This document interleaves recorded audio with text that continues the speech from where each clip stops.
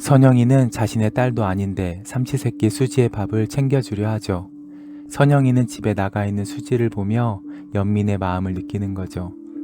자신도 사고가 나서 딸을 해외로 보내야 하는 아픔을 겪었는데 같은 처지로 보이는 수지를 보고 계속 신경이 쓰인다고 했죠. 그래서 가족 생각 안 해요? 식구들이 얼마나 많이 걱정하겠어요. 다 떠나서 엄마를 생각해봐요. 딸 생각 때문에 잠도 못 자는 엄마를요. 선영의 말은 곧 자신의 처지를 말한 거였죠. 최선영은 진장수와 살 때 동생으로 지내던 장윤자가 와서 나영이를 데리고 온 모습을 보고 안쓰러워 도와줬죠. 그런데 선영이 남편 진장수는 장윤자와 눈이 맞아 바람을 피웠고 그 사이 도영이까지 낳는 불륜을 저질렀죠. 결국 수경이를 잠시 맡기고 나간 사이에 사고가 났고 수경이는 가족들과 이민을 가게 됐죠. 자신의 딸을 잃은 최선영.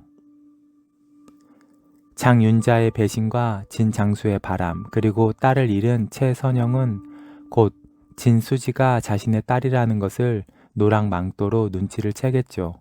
그리고 소송으로 주소지를 알고 수지가 자신의 딸임을 완전히 알게 되는 거죠.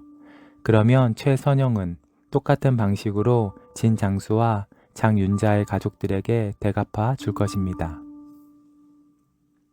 해델병원 의사 진수지는 방송 섭외 1순위 의사가 되었고 완벽주의적인 그녀의 성격 때문에 스타 의사가 되었죠. 반면 그런 진수지를 시기 질투하는 진나영은 삼수를 해도 아나운서가 되지 못해 비정규 리포터가 되었죠.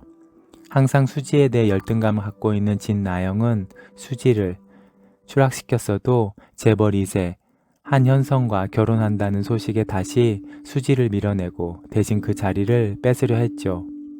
그래서 한현성의 집 앞으로 이사를 갔고 그곳에서 지속적으로 치근덕거리다 결국 최우리와 술을 먹다 혼자 남은 한현성과 술을 마시게 됐죠.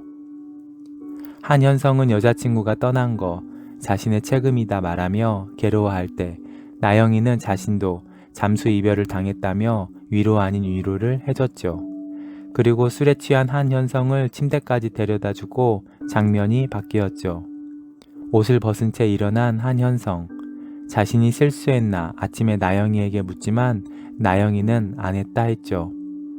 그러나 진나영은 분명 한현성과의 관계 속에 임신을 했다 말할 것이고 그들은 불가피하게 결혼을 하게 될 것입니다.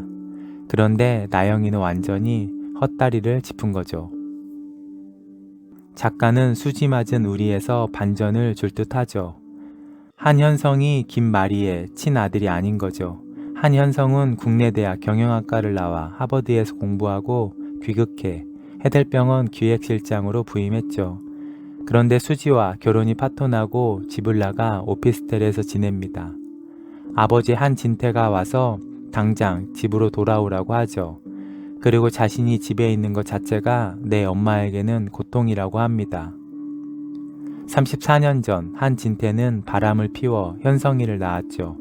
그리고 4년이 지난 시점에 김마리는 한진태와 살기 싫어 이혼 합의서를 작성했지만 이혼은 못하고 있죠. 그러면서 해델병원 이사장 자리에 앉아 있죠. 김마리는 남편 한진태에게 말했죠. 계속 견뎌. 당신이 고통 속에 살아야 내가 살 수 있어. 김마리는 남편이 불륜으로 낳은 아들 한현성을 데리고 살지만 바람난 남편을 곁에 두고 평생 죄책감 속에 살게 하려는 것이 김마리죠. 진나영은 자신이 수지의 남자를 뺏기 위해 현성 사이에서 임신을 하고 결혼을 하려 하지만 이내 한현성이 김마리의 친아들이 아님을 알게 될 것입니다. 병원에서 가장 힘있는 자리, 이사장의 자리에 앉아있는 김마리는 병원을 한현성에게 주지 않을 것입니다.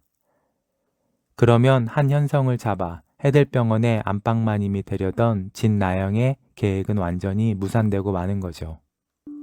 그런 사이 최선영은 자신의 친딸이 진수지라는 것을 알아내고 진수지를 해델병원 스타 의사로 다시 일으켜 세울 것입니다.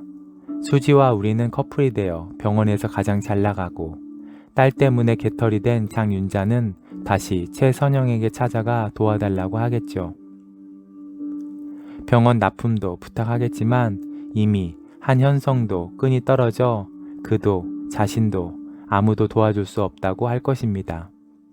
장윤자는 자신이 뿌린 씨를 그대로 거두는 거죠.